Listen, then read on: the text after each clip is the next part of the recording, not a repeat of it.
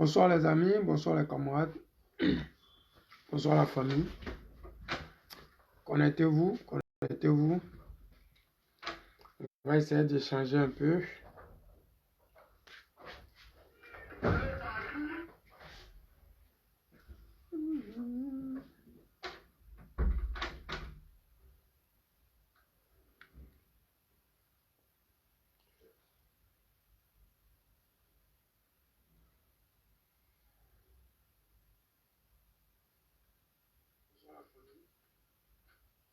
Connectez-vous, connectez-vous.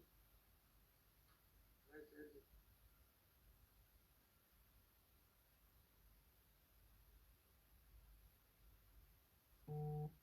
un peu.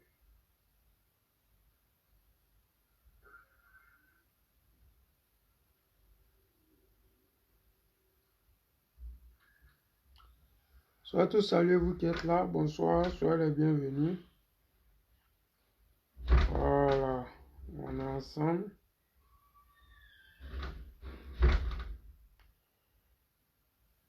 Bonsoir, soyez les bienvenus. Donnez-moi une minute, le temps que je partage.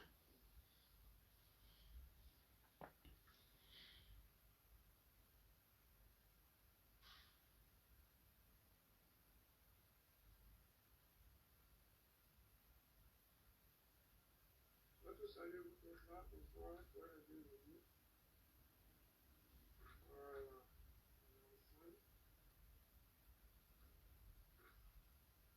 est ensemble.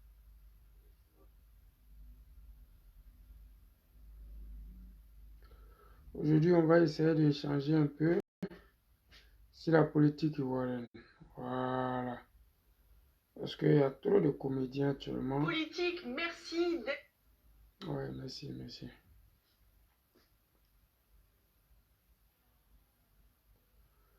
Soyez les bienvenus.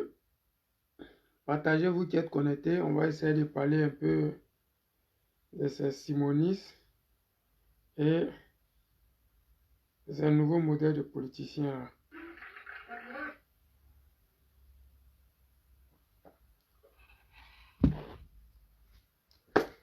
Salut, salut, salut les amis, salut la famille. Moi, c'est le président Lota. Je m'invite cette nuit chez vous à travers vos différents réseaux sociaux pour vous apporter ma contribution dans la lutte ivoirienne et particulièrement la lutte panafricaine. Oui. Ce soir, je vais essayer de parler un peu de la Côte d'Ivoire et de certains simonistes et puis de Will Ray Jordan en quelque sorte. Parce que quand il dit simonistes, je vais un peu donner des ailes parce qu'il n'y a plus de simonistes qui existent. Ils se sont tous ralliés.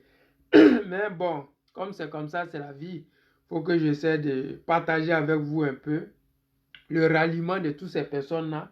Parce que ça n'a pas été facile. Il a fallu près de 2 ans pour que ces personnes-là comprennent que le président Laurent Gbagbo n'était pas leur ennemi. Nous autres, on n'était pas leur ennemi. On ne fait pas cette politique-là contre eux, mais on fait une politique de rassemblement. C'est-à-dire que qui dit rassemblement dit la vérité. On ne peut pas vouloir unifier une Côte d'Ivoire, unifier les enfants de la Côte d'Ivoire, chercher à devenir panafricain et à travailler pour les Africains dans le même moment, on cherche à diviser. Non, ce n'est pas possible. Mais en essayant d'unir, pour unir les gens, il faut dire la vérité. La vérité, c'est quoi? C'est la loi. La loi que nous nous donnons là, c'est ça qui définit la vérité. Parce que quand tu es comme Alassane Draman Ouattara et que tu emprisonnes les gens, pour ton bon vouloir, il y a problème. Ça, ce n'est plus la loi et ce n'est plus la vérité. Mais ces gens-là, quand ils sont partis se rallier à l'ex-première dame qu'on appelait Simone Veil, ils ont pensé nous faire du mal. Ils ont pensé qu'ils allaient ternir l'image du président Laurent Gbagbo. Ils ont pensé qu'ils allaient empêcher le président Laurent Gbagbo de pouvoir être ce qu'il est actuellement. Ils ont pensé qu'en étant aussi haineux, agressif envers la femme du président Laurent Gbagbo, le président Laurent Gbagbo allait, je ne sais pas, venir s'exposer, allait venir leur demander pardon. Allez, je ne sais pas qu'est-ce qu'ils attendaient au fait du président Laurent Gbagbo. Je ne sais pas qu'est-ce qu'ils attendaient de cette histoire de divorce du président Laurent Gbagbo. Je ne sais pas qu'est-ce qu'ils voulaient réellement, parce que nous autres là, on aurait aimé que ces personnes-là se rendent compte que c'est un problème qui est au-dessus de nous. Et le fait que le président Laurent Gbagbo soit arrivé en Côte d'Ivoire et qu'il ait éclairci les choses, Ces gens-là devraient mettre un peu d'eau dans leur vin et comprendre que le président Laurent Gbagbo, ce n'est pas un va-t-en-guerre. Le président Laurent Gbagbo, c'est quelqu'un qui parle selon les règles, selon la loi, selon son cœur. Parce que le président Laurent Gbagbo, il ne fait pas les choses contre les Ivoiriens, il fait les choses pour les Ivoiriens. Mais les gens ont du mal à comprendre. Mais ils comprennent toujours en retard. Parce que quand il était au pouvoir et il disait à Soro Guillaume et à Soultoussou, les Ouattao et consorts, vous me combattez pour quelqu'un que vous ne connaissez pas. Les chanceux parmi vous, c'est ceux qui iront en prison ou en exil. Mais les moins chanceux, ils vont mourir. Et d'autres iront en exil et ils vont mourir en exil. C'est-à-dire qu'au moment qu'il disait ça, les gens disaient, oh, le vieux là, il n'a rien à dire. Oh, le président Laurent Gbagbo, c'est parce que Soro Guillaume est en accord avec Alassane Draman Ouattara que le président Laurent Gbagbo disait ça. Alors qu'il disait ça parce que c'était un historien. Il disait ça parce qu'il savait ce qui allait venir. Il disait ça parce qu'un historien, c'est celui qui étudie l'histoire. Et l'histoire, tu dis que ceux qui viennent au pouvoir par les armes finissent toujours par partir par cette même façon-là. Et ceux qui aident d'autres personnes à venir au pouvoir, ils finissent toujours par se voir, je ne sais pas, chasser à leur tour ou bien se faire assassiner au pouvoir. Donc, en connaissance de cause, ils donnaient vraiment la route à suivre à ces gens-là. Mais ils n'ont pas compris, ils n'ont pas voulu l'écouter, ils ont voulu qu'à faire à leur tête, ils ont voulu juste penser à leur ventre sans penser aux Ivoiriens. Et aujourd'hui, le résultat est là. On ne peut pas dire qu'on s'en réjouit, mais je ne peux pas non plus aussi dire que je ne suis pas heureux pour Soro Guillaume. Je suis heureux pour Soro Guillaume. Je suis heureux pour Soultoussou. C'est des gens qui ont vraiment fait du mal à la Côte d'Ivoire. Ils sont en train de payer. Chacun a payé à sa façon. Je le dis tout le temps. Le président Laurent Gbagbo, le fait qu'il soit parti en prison, c'est parce qu'il n'a pas accepté les conditions que les Ivoiriens avaient imposées à Alassane Draman Ouattara. Le président Laurent Gbagbo a fait d'Alassane Draman Ouattara un candidat exceptionnel. Et c'est ce qui a fait qu'il a fait 10 ans en prison. S'il avait été comme Gueye en disant jamais ça ne va arriver et que notre constitution là ne veut pas d'un Burkinabé qui soit candidat, Alassane Draman Ouattara ne serait pas devenu candidat. Mais le fait qu'Alassane soit devenu candidat, mais ça a ouvert les yeux des Africains qui dormaient. Comme on le dit souvent dans la vie, là, tout ce que Dieu fait est bon. C'est pour cela que quand tu vois les gens qui te dénigrent, c'est juste le moment de te dénigrer qui est arrivé. Parce que ce dénigrement-là va te grandir, va te permettre de grandir, de t'agrandir, de t'affirmer, de travailler davantage. Parce que le hasard n'a jamais existé chez Dieu, et même sur cette terre-là. Donc, les gens qui ont pensé faire du mal au président Laurent Gbagbo, aujourd'hui, ils se sont trouvés dans la merde. Ils se sont trouvés dans une situation tellement ridicule que c'est eux maintenant qu'on est obligé de rire de leur sort. C'est eux là, nous autres là. On est obligé de les montrer à la télé et puis de rire parce qu'on n'aurait jamais imaginé que des gens comme les Bleu Goudé, des gens comme les Soro Guillaume, vous allez être en disgrâce d'un tel point qu'on ne saura même plus si c'est eux ou bien ce n'est pas eux. Aujourd'hui, les gens comme les KKB, que personne ne connaissait en Côte d'Ivoire, sont ministres. Pendant que les gens comme Soro Guillaume se cherchent, ils se cachent même. Oui, mon général dit quoi si? Sois salué. Roger, sois salué, frère. Donc, je disais encore que les gens comme les Wilwe Jordan, quand ils sont venus dans cette histoire de foyer du président Laurent Gbagbo, malgré qu'on leur a dit, vous pouvez prendre votre camp, mais évitez d'insulter les gens parce que ça va vous rattraper. Les amis, écoutons ici Wilwe Jordan et après, on va les inviter à venir faire la politique. Voilà. Mes idées, ma manière de penser, il peut quitter ma page. À un certain moment ici, on nous a vus, on ne nous reconnaissait pas, nous des intellectuels. Nous des intellectuels, on passait notre temps à insulter. Aujourd'hui, je vais dire tout. On passait notre temps à insulter. À un certain moment, on a arrêté. On faisait un parade de foyer. Nadi Bamba et Simon Babo et Babo. On a fait parade de foyer ici. À la fin, qu'est-ce qu'on nous a dit? Qu'est-ce qu'on nous a servi? On nous a rejetés. Annie Tchele est venue ici, elle dit c'est elle qui a les clés de la maison de Simon Gbagbo. Elle a les clés de la maison de Blaise Goudé.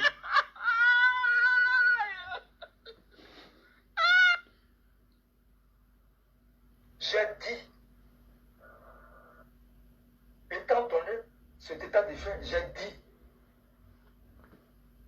si Bédié,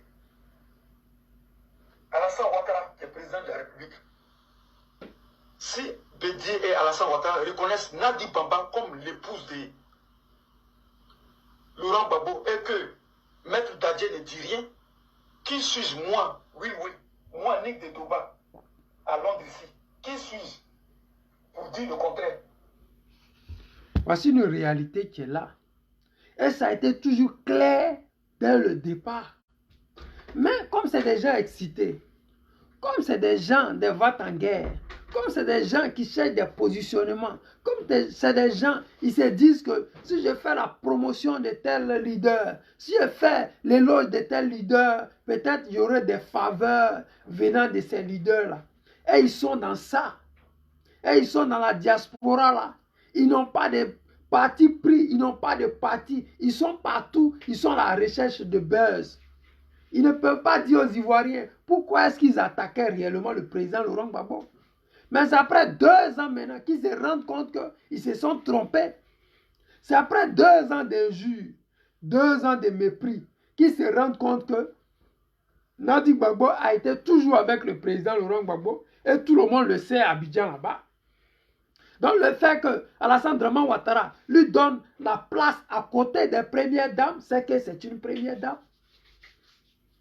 Mais c'est le refus de ces personnes-là qui ne savent pas qui ils sont, ce qu'ils cherchent sur la toile. C'est ça qui a mené tous ces désordres qu'on voit dans la diaspora et dans la politique ivoirienne aujourd'hui. Parce que les gens ont refusé de reconnaître ce qui est vrai. Ils ont refusé de reconnaître au président Laurent Gbagbo son choix. Ils ont refusé de dire que le président Laurent Gbagbo avait le choix d'aller où il veut, comme il veut, avec qui il veut. Ils ont refusé d'écouter ce que le président Laurent Gbagbo disait. Ils ont refusé. Parce que pour eux, là, il fallait coûte que coûte, bec et ongles, s'accrocher à Simone Veil, à Charles Blé Goudé, et essayer d'humilier au maximum Nadi Gbagbo. Et par ricochet le président Laurent Gbagbo. Parce que ça leur permettait d'avoir des vues. Parce que nous sommes dans un game. Quand il y a les vues, ouais, c'est toi le boss. Mais ce n'est pas ça l'objectif recherché. Moi, personnellement, ce n'est pas l'objectif recherché. Non. Si ça vient, on fait avec. Si ça ne vient pas, le message va être enregistré. Les gens vont écouter après. C'est ça le combat que nous menons. Nous menons un combat de vérité. Un combat de libération. Ce n'est pas un combat de buzz. Le combat de libération, ça ne se mène pas dans le buzz. Donc ça fait que le président Laurent Gbagbo, il dérange. Parce que son buzz, ça fait déjà plus de 15 ans que ça dure. Et ça fatigue l'esprit des gens. En Côte d'Ivoire, buzz ne dure pas 24 heures. Il n'y a pas buzz en Côte d'Ivoire qui peut faire 1 mois. Ça n'existe pas. Mais buzz de Gbagbo, là, c'est depuis plus de 10 à 15 ans maintenant que ça dure.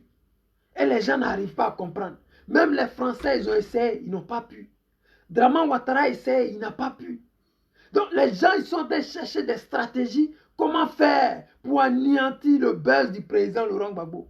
C'est pour cela qu'ils ont eu cette option-là, qui était le foyer du président Laurent Gbagbo. Ils se sont accrochés à ça. Ils ont fait le bruit au maximum, le boucan au maximum. Ils ont payé les cyberactivistes pour faire le maximum de bruit. Tellement ils ont fait du bruit. Les gens étaient en Chine, ils ont entendu. En Australie, au Koweït, en Libye, en Afrique du Nord, au Canada, comment on dit même, au Cameroun. Ils ont entendu ce buzz-là. Parce que c'était un buzz qui a été financé. C'était un buzz qui était fait de tout sorte qu'on puisse éteindre le nom du président Laurent Gbagbo.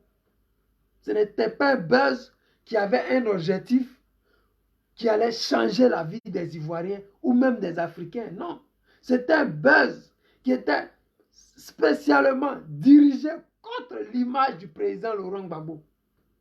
Et comme ça n'a pas marché, alors ils appellent maintenant en renfort Charles Blé Goudé, celui à qui on ne voulait pas donner le passeport.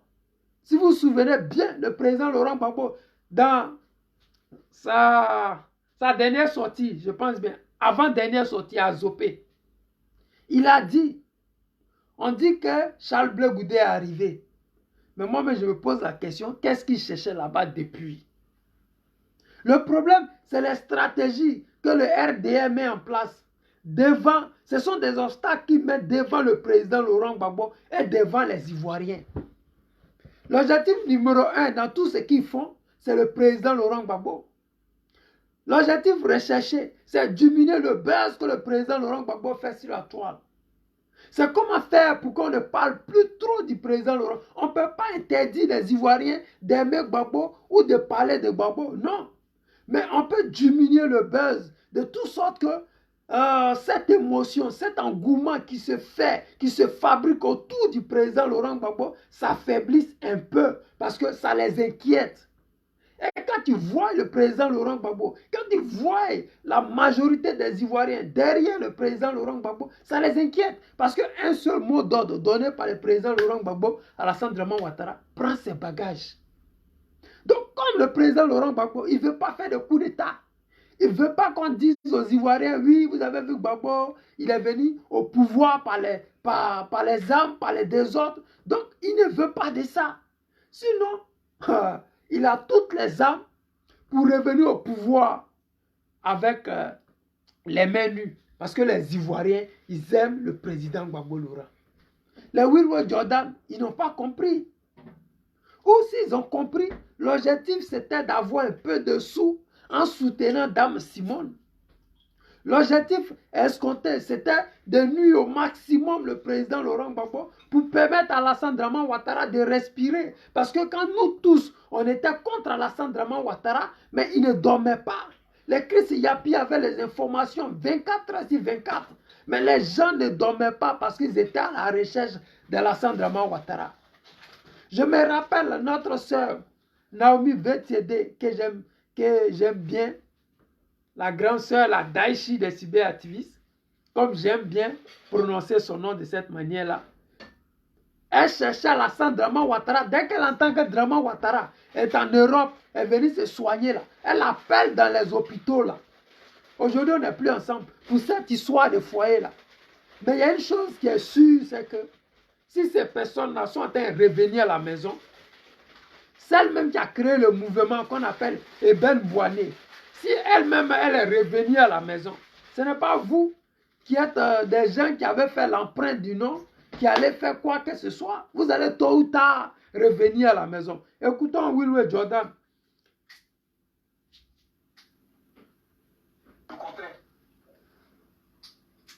Est-ce qu'on s'entend parler? Allons pas à pas. Je dis partagez la vidéo. Je dis vous serez rassasiés. Aujourd'hui là, vous allez regarder la vidéo. Vous allez tout mis comme des bébés. Parce que je vais tout dire ici. Et puis je n'ai pas peur de quelqu'un. Je suis prêt à aller au débat. Je commence d'abord par le problème de Gbagbo, qui a décrié, qui a défreiné la toile ici.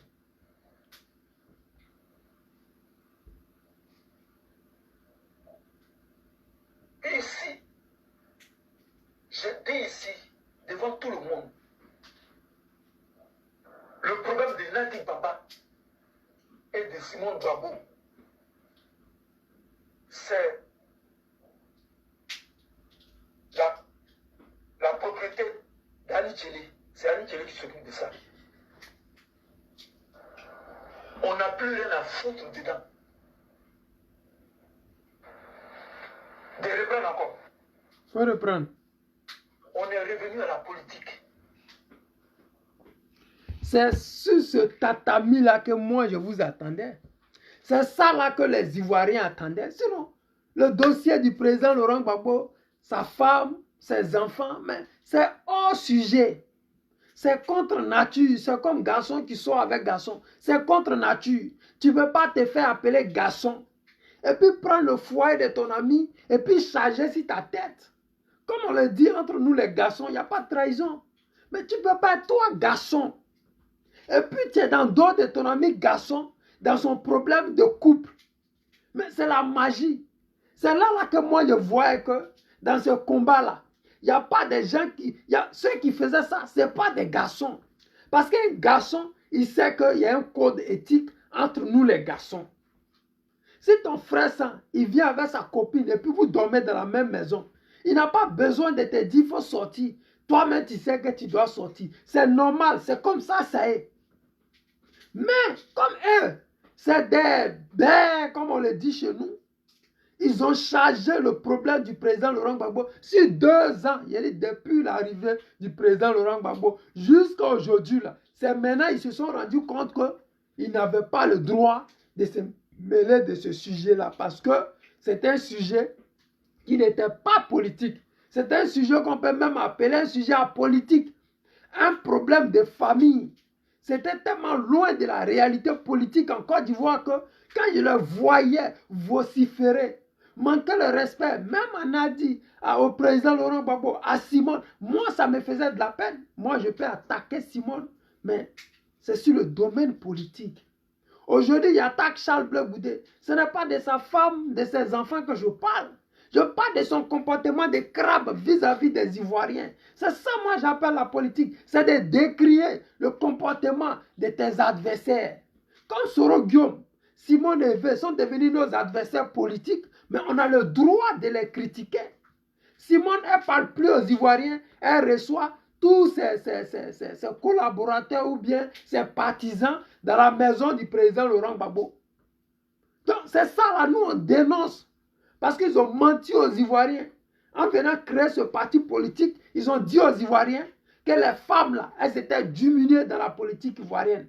Et que les femmes, là, n'avaient pas leur place dans la politique ivoirienne. Et que les femmes, là, on devait redorer le blason des femmes en Côte d'Ivoire et partout dans le monde entier. Et qu'ils avaient mis sur pied un parti politique pour enlever les femmes dans, je ne sais pas, dans l'humiliation ou bien, je ne sais pas, dans la démagogie ou je ne sais pas quoi encore. Mais quand Dieu, il y reste Dieu. Quand il a mis Piché-Luc Balé en prison, mais qu'est-ce qui s'est passé? On n'a plus vu les gens qui ont créé des partis politiques pour les femmes là, aller défendre Piché-Luc Balé. On n'a pas vu mobilisation des mouvements de soi-disant ceux qui voulaient défendre les femmes là, aller devant la marque pour dire que nous sommes les femmes. Nous sommes venus défendre, relever l'honneur, sauver l'honneur des femmes. On n'a pas vu ça. Le PPACI a fait des communiqués. Le PRCI a fait des communiqués. Notre maman Aïcha Koné a fait de la communication sur ça. Et nous autres cyberactivistes, nous avons demandé la libération de Piché-Luc Balé. Elle est libre aujourd'hui, c'est super. Mais ceux qui sont venus dans la politique par la marmaille, par la victimisation, par regarder, nous allons aider les femmes, nous allons sauver les femmes, nous allons jamais, plus jamais permettre que les femmes soient humiliées. Mais en réalité, c'était des gens qui voulaient juste profiter de la naïveté de certaines femmes, de certains Ivoiriens comme les Wilwe Jordan. Parce qu'ils n'étaient pas encore formés politiquement. Ils ne savaient pas que les dames comme Simone Evé Gbagbo, elles étaient tellement prêtes en politique que c'était facile pour elles de manipuler les gens. Aujourd'hui, il y a certaines personnes qui ont compris et qui regrettent même d'avoir créé ce mouvement qu'on appelle Simone Capable ou bien quoi là. Je sais que les Ben Boigny, elles regrettent. Même si ça lui a donné la notoriété, ça lui a permis d'avoir un peu de succès sur les réseaux sociaux. Mais en réalité, il y a eu beaucoup de dégâts dans son mouvement qu'elle a créé là. Le mouvement qu'elle a créé, qui était au départ pour soi-disant laver l'honneur des femmes. Bon, toutes ces personnes qui voulaient laver l'honneur des femmes, quand ils ont mis Piché-Luc Balé en prison, on n'a pas vu, on ne les a pas vus sur la toile créer un pagne ou un mouvement pour laver l'honneur de cette dame que Draman Ouattara a gardée en prison pendant plus de 6 mois. Parce que c'est des opportunistes. C'est des gens qui cherchent non. C'est des gens qui cherchent un peu de quoi manger. C'est des gens qui viennent sur la toile. Parce que aujourd'hui, quand tu mets ta caméra sur 2-3 personnes te regardent, tu cherches à faire le buzz au maxi pour te faire des abonnés. Mais sérieux, Moi, je ne mange pas de ce pain-là, car vous me connaissez.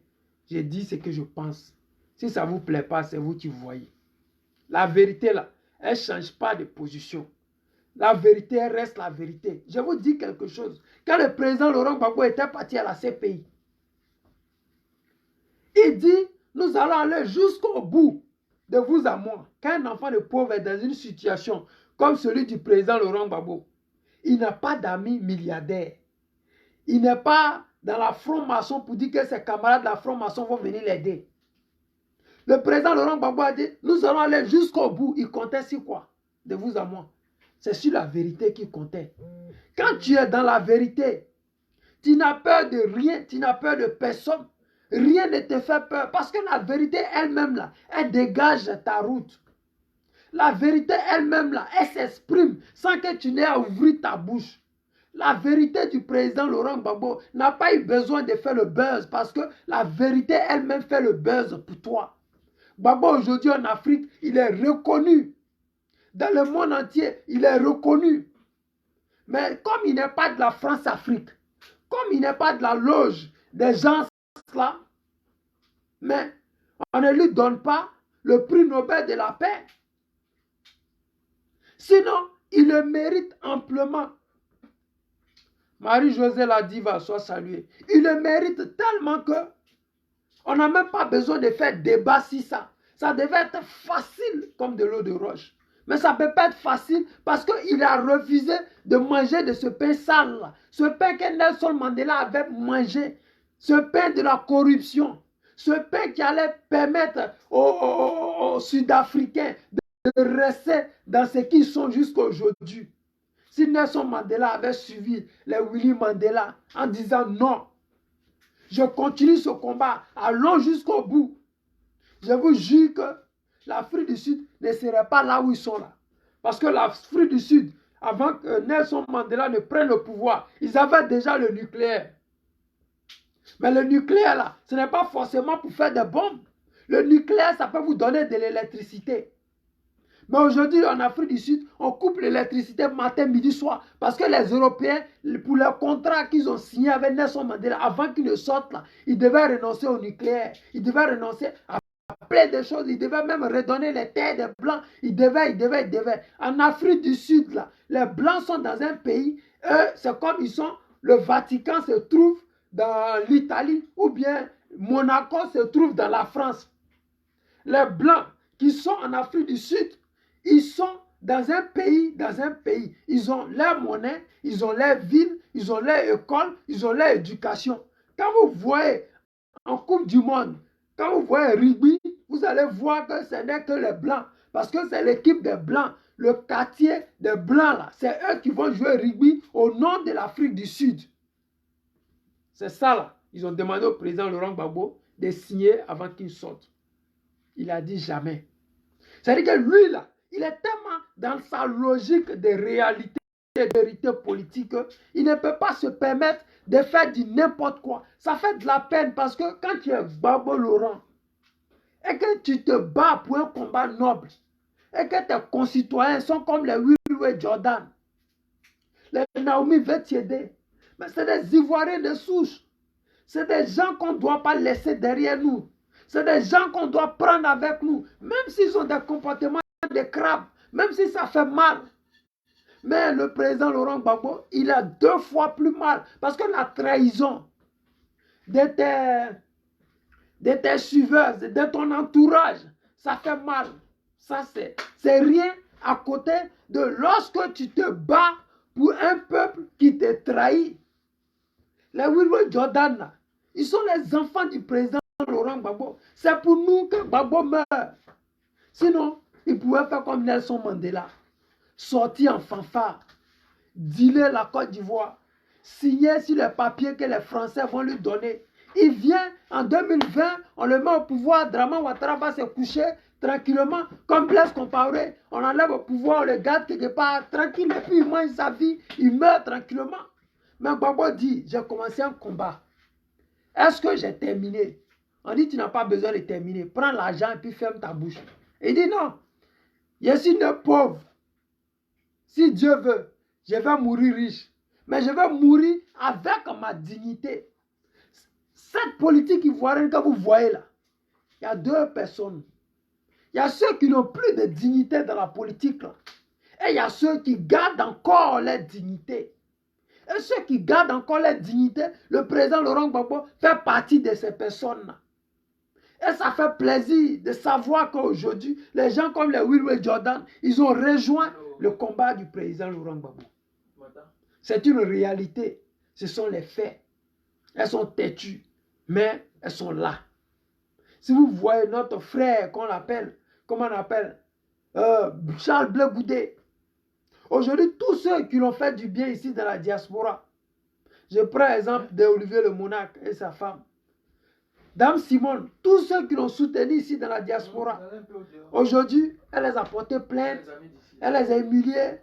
Il y a même des plaintes qui attendent d'autres à Abidjan là-bas. Mais c'est ça aussi, la politique de la malhonnêteté. C'est-à-dire que les gens qui se battent pour vous, vous finissez par les trahir.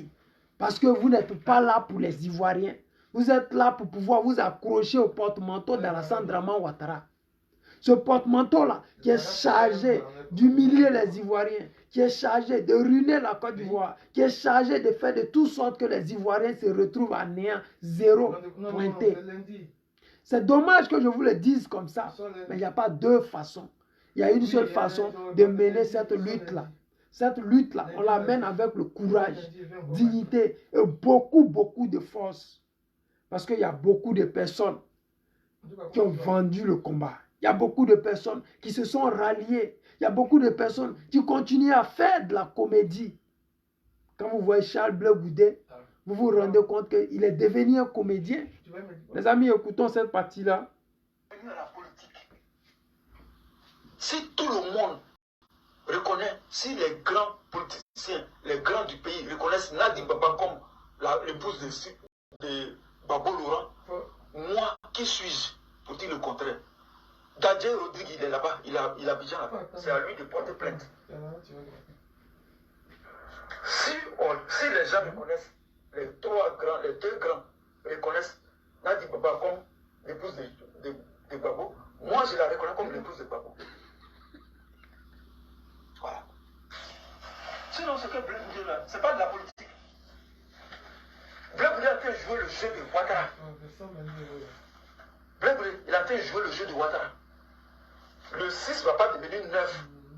Il n'y aura pas de match retour. Tout ce qu'il dit là, on écoute, on écrit et puis on met à côté.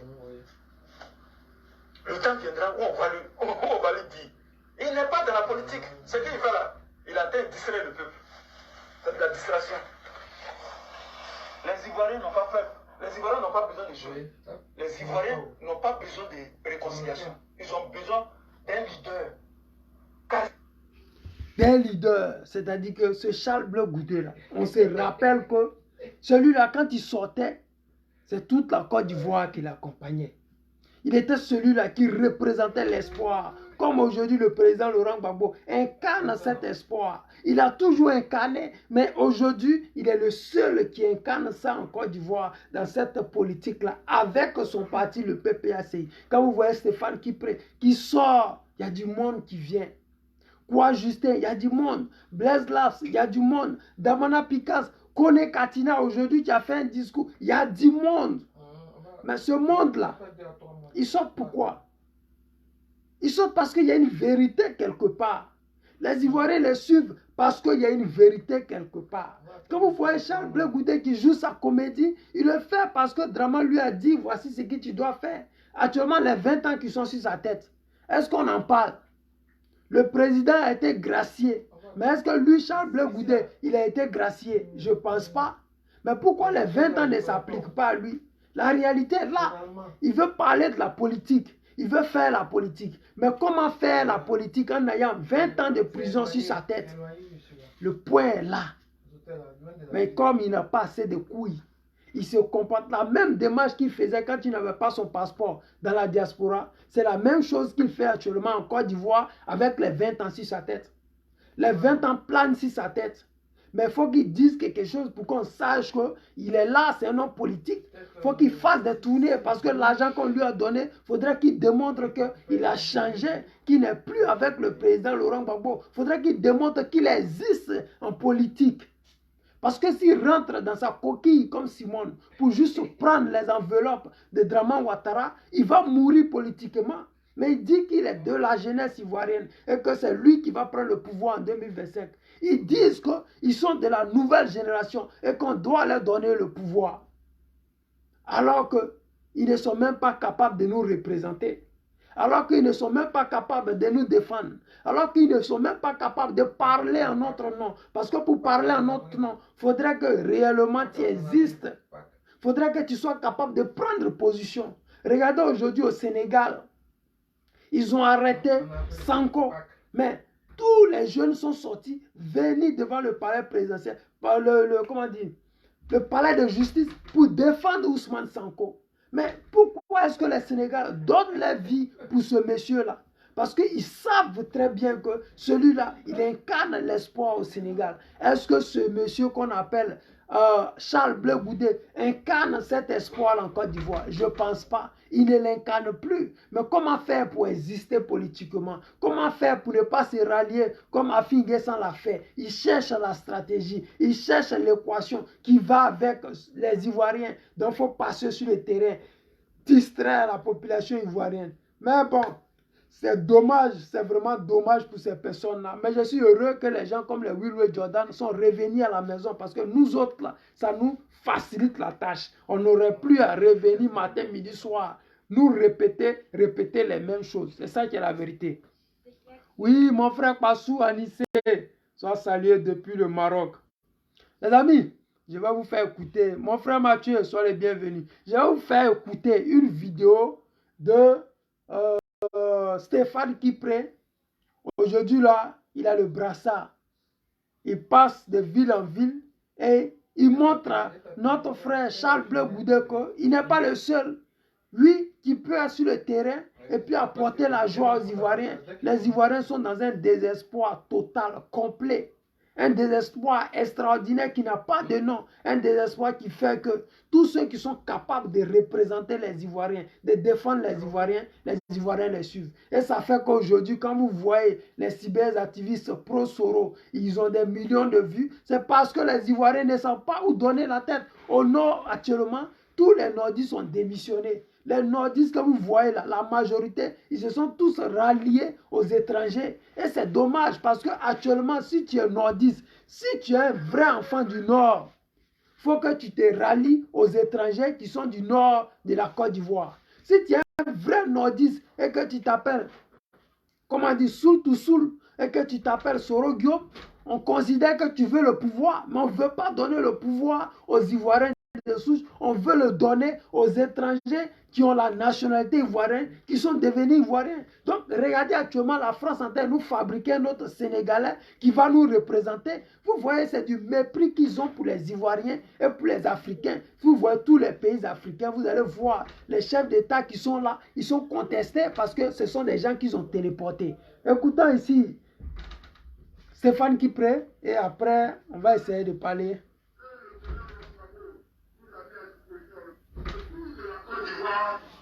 Pour parler de Babou Laurent et du PPAC. Avec partout, on pourra présenter l'instrument de lutte que le président Laurent Gbagbo nous a mis à disposition, le PPAC.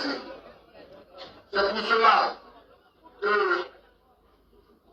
en partant dans le camarade fédéral de Vavois a dit, président, pour aller à Séguéla, tu vas passer par Bavois. Comme on ne s'est pas encore vu, pour dire bonne année, il faudrait quand même t'arrêter pour pouvoir nous dire bonne année et tout. Hier, vers 20 heures, il y a la CA qui appelle pour dire, ah, président, bon, on devait partir, mais le programme a changé parce qu'on ne peut pas aller, on va faire à Golfra, mais on ne peut pas aller à Boutafra. J'ai dit, mais on fait Boutafra là. C'est vrai que je dois aller saluer là-bas, mais Boutafra, c'est un village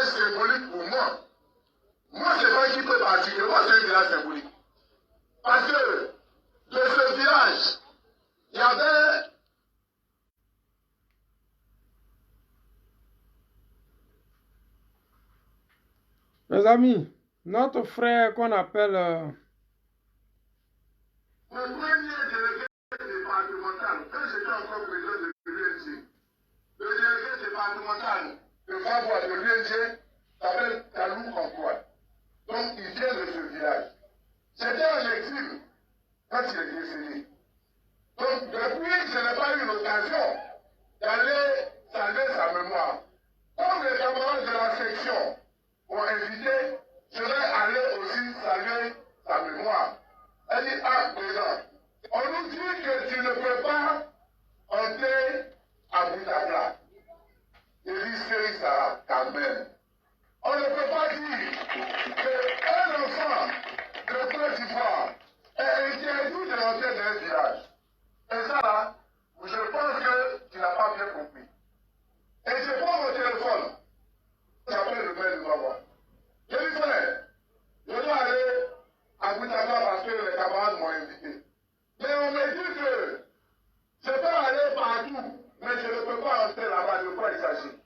Il dit, ah, moi-même, je ne sais pas de quoi il s'agit. Je lui dis, c'est bien de quoi il s'agit. Parce que là... Ah, les amis, vous voyez, c'est ça le RHDP, c'est ça le RDS, ce parti des rebelles, ce parti d'Alassane Draman Ouattara, c'est Burkinabé qui a pris en otage la Côte d'Ivoire depuis près de 12 ans. Bon, je peux dire même 23 ans maintenant parce que le président Laurent Gbagbo a fait 10 ans. Le coup d'État sur Henri Konan Bédié en 99, c'était lui qui était à la base de ça. Sur le président Laurent Gbagbo en 2002, c'était encore lui. En 2011, c'est lui, c'était l'apothéose avec la France. Et maintenant, il est au pouvoir et il fait ce qu'il veut de la Côte d'Ivoire. C'est dommage parce que nous autres, là, on aurait aimé voir ce match retour. On va le voir. C'est pour cela, matin, midi, soir, dans mes prières, je demande à notre mère, Nadi Gbagbo, de prendre soin de notre père, de lui donner les petits massages qu'il faut, qu'il ait le sourire. Parce que quand quelqu'un sourit, ça rallonge sa vie. Vous voyez Henri Konan Bédié, il est heureux dans son foyer. C'est ça qui fait qu'il a 88 ans, il n'a pas un seul grain de cheveux blancs.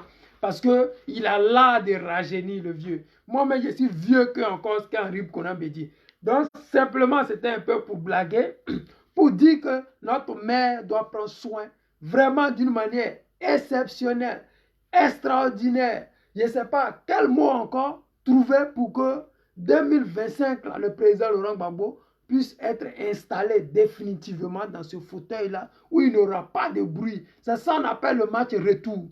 Le match retour ne se fera pas avec des rebelles qui ont occupé la moitié du pays. Ça va se faire avec les Ivoiriens Fafa, un contre un.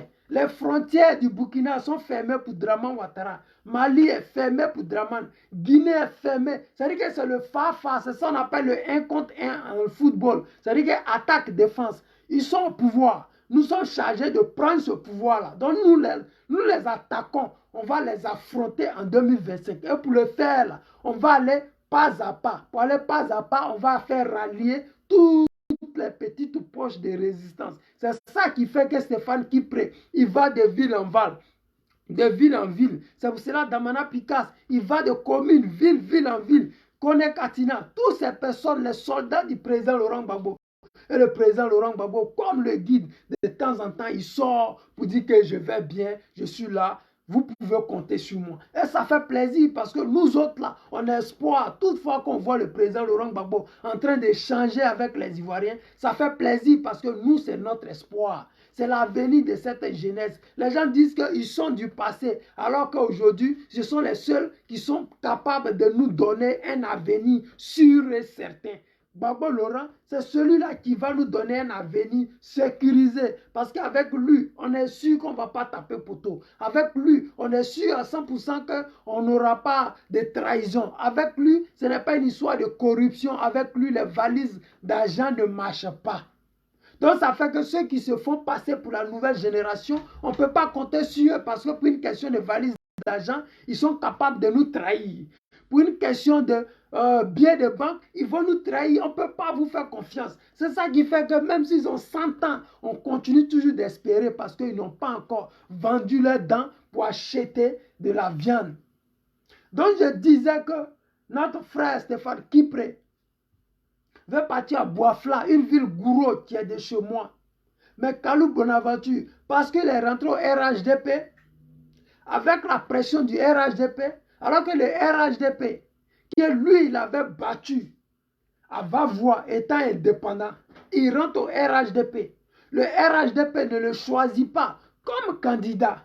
Mais c'est grave, c'est humiliant. Mais en même temps, ils prennent des loubas pour dire qu'ils représentent les gourous, alors que les gourous, ils ont voté. Lui, le candidat indépendant pour laisser le RDR. Mais si les gourous t'ont voté quand tu n'étais pas au RDR, pourquoi est-ce que c'est maintenant que tu es indépendant, que tu as tout gagné, que tu veux aller au RDR?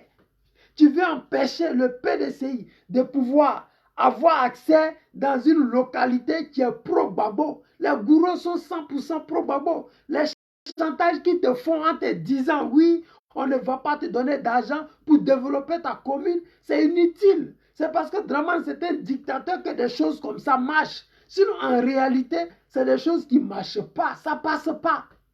En politique, chaque commune, elle gère elle-même ses programmes. Le financement, là, c'est normal. C'est alloué à chaque commune. Chaque année, on vote un budget pour ça. Mais comme on est dans une dictature, comme c'est Draman Ouattara qui décide c'est quelle commune il va faire jolie ou pas. Donc voilà le problème. Sinon toi, mon frère Kalou Bonaventure, tu sais que les gourous ne vont jamais voter à l'Assemblée Draman Ouattara. Draman Ouattara, il a horreur des Ivoiriens de souche. La preuve est là. Toi, les gourous t'ont élu. À va-voix. Il t'a mis de côté pour prendre un Djoula candidat à ta place. Va-voix. Pour ne pas dire boiflé. Il a mis Zorobi Balo, gourou de souche, gourou dans la Maraoué, qui est de Saint-Fra. Ils l'ont mis de côté. Ils sont allés ramasser un petit Djoula dans le nord pour venir le mettre là. C'est-à-dire que nous autres là, on doit être gérés par les nordistes. À Daloa, représentant du RHDP, c'est Djoula. Alors que Daloa, c'est entre les gourous et les BT. On ne peut pas prendre Djoula au nord pour venir envoyer à Daloa pour représenter le RDR de Daloa. Mais vous savez très bien qu'Alassane Draman Ouattara, il a horreur des Ivoiriens. Il sait que nous, là, on ne l'aime pas. Il sait que les gourous, là, le détestent. Il le sait. Sinon, comment comprendre que Thio Fosier, qui était un rebelle, pour ne pas dire connaître Zakaria, qui était un rebelle, sa femme va être candidat face à toi. Après toutes ces intimidations-là, ils n'ont pas pu te gagner. Tu les as gagnés haut les mains. Mais tu te rallies à ces personnes-là pour empêcher le parti du président Laurent Gbagbo d'accéder à une ville gourou. Nous, là, nous, on aime Gbagbo. Nous, là, on a choisi Gbagbo. Depuis 2010, on avait Gbagbo. Même quand il allait en prison, il faut regarder les enrôlements là-bas, là, les gens n'ont rien fait ça. Zorobi Balo, pourquoi les gens ne l'aiment pas au RHDP? C'est parce qu'il n'est pas écouté dans sa région. C'est parce que les Ivoiriens ne croient pas en lui, parce que tout le monde dit que c'est un traître. Draman Ouattara, Dramanon le déteste là. C'est comme ça, Zorobi Balo, il ne casse pas œuf. Donc il faut le remplacer, il faut le changer. Mais si on le change, mettez un gourou. Si vous voulez enlever Kalou Bonaventure, mais mettez-nous un gourou. Parce que vous devez vous rendre compte que ces zones qui sont appartenant au gourou là, les candidats que vous avez envoyés là-bas, respectez-nous. On n'a qu'à se respecter. On fait de la politique. Mais le minimum veut que celui qui est en face de toi, qui veut te commander tes parents, doit pouvoir même te parler dans un langage que tu comprends. Les djoulas que vous nous envoyez là, c'est pour faire quoi? Madame Simon, soit salué. Les djoulas que vous nous envoyez là, c'est pour faire quoi? Vous savez que nous là, on a vomi à Alassane Draman Ouattara. Vous savez qu'on n'est plus prêt pour tous les RDR vivant chez nous là. Vous savez, actuellement là, toutes les zones gourous, c'est le PPACI. Même s'il y a les RDR là, ce sont des gens qui sont peut-être gourous et que le peuple gourou veut des candidats appartenant à leur peuple. On ne peut pas accepter qu'un Djoula se ramasse. Donc le fait d'empêcher même Stéphane Kipré, ça t'apporte quoi? Toi-même là, tu ne penses pas que c'est trop minable ça? C'est des coups bas. Ça ne te ressemble pas. Au contraire, ça te donne cette image du RDR, des gens agressifs, des gens qui ne connaissent pas c'est quoi la démocratie, des gens qui ne savent pas c'est quoi le savoir-vivre, des gens qui sont toujours en conquête des territoires, des gens qui sont constamment à la recherche d'agression, de victimiser les gens que eux-mêmes ils agressent. Parce que quand ils finissent de nous agresser, ils se victimisent après. Comment comprendre que nous qui sommes chez nous, on dit oui, un fils ivoirien de souche ne peut pas aller dans une ville gourou alors que toi, tu as été voté par ces gourous-là sans l'aide d'Alassane Draman Ouattara. C'est maintenant que tu es devenu au RHDP, c'est maintenant là, tu ne veux plus voir tes frères ivoiriens aller là-bas. C'est une réalité. Cette réalité, c'est quoi? C'est que toi, là, tu es allé au RHDP pour pouvoir manger. Mais qu'est-ce que tu manges en réalité? Si tu n'es pas candidat à ta propre succession, qu'est-ce que réellement tu vaux? Parce qu'on rentre dans un parti politique pour assurer ses arrières. Mais tu peux rester indépendant et puis tu vas gagner ces élections. Tu es notre fils, tu es notre frère. Tu es gourou, tu es ivoirien de souche. Tu n'es pas un gars, un parvenu, tu n'es pas, je ne sais pas. On te connaît au niveau national, international. Mais tu as peur de quoi? C'est quelles sont ces politiques médiocres que tu es en train de faire? Parce que tu nous mets la honte, nous autres là, sérieusement. Tu nous mets la honte. Parce qu'on te voit te comporter. Sérieux, c'est comme si tu ne nous représentes pas. Tu sais que les gourous, ils aiment Gbagbo. Tu sais que les gourous là, ce sont des gens qui aiment la paix. Tu sais que les gourous là, on envahit par les étrangers, que ce soit les Baoulés, les Dida, les BT, que ce soit les Djoula, n'en parlons pas, et les Burkinabés, les Nordistes, on envahit. Pourquoi? Parce que nous sommes accueillants. Mais comment se fait-il que depuis que tu es rentré au RDR, tu as perdu toutes ces bonnes manières-là? Tu n'es plus accueillant. Tu es devenu méchant comme les Djoula du RDR. Tu es devenu un ingrat. Tu es devenu quelqu'un qui déteste même ceux qui l'ont élu. Parce qu'à cette allure-là, tu vas finir par faire des coups bas aux gens de va-voir. Tu vas te retourner contre les gens de va-voir, comme Soro Guillaume a fait souvent au peuple ivoirien. Il faut te revoir, frère. Il faut te revoir. La politique, là, ce n'est pas la guerre. La politique, là, ce n'est pas l'art de mépriser l'autre, mais c'est de convaincre l'autre. Essayez de nous convaincre. Essayez de donner la possibilité aux autres de convaincre ce peuple-là. Quand Stéphane Kipré va à Bouloufla, il ne va pas avec des armes. Il va implanter le PPACI. Il va apporter la bonne nouvelle du président Laurent Gbagbo. Le président Laurent Gbagbo, ce n'est pas un haineux. Alors où son parti va, c'est forcé que là-bas, il aura la paix, la gaieté, la musique, la joie. Mais tu ne peux pas empêcher nos parents de profiter de ça. On ne peut pas empêcher les Ivoiriens de voir, de toucher le représentant du président Laurent Gbagbo. Là où le représentant du président Laurent Gbagbo va, c'est là-bas il y a la lumière. Parce que là où le président Laurent Gbagbo passe, il laisse des traces. Les amis, faites passer ce message-là. Dites à Kalou Bonaventure de se ressaisir. La politique, ce n'est pas la guerre. C'est là de pouvoir parler à autrui. Les amis, c'était ce petit direct que j'ai voulu faire ce soir. Merci à tous ceux qui ont été connectés. Merci à Marie-Josée. Merci à vraiment tous ceux qui ont été là. Je vous dis merci et à demain pour un autre direct. Je vous aime. Ciao, ciao.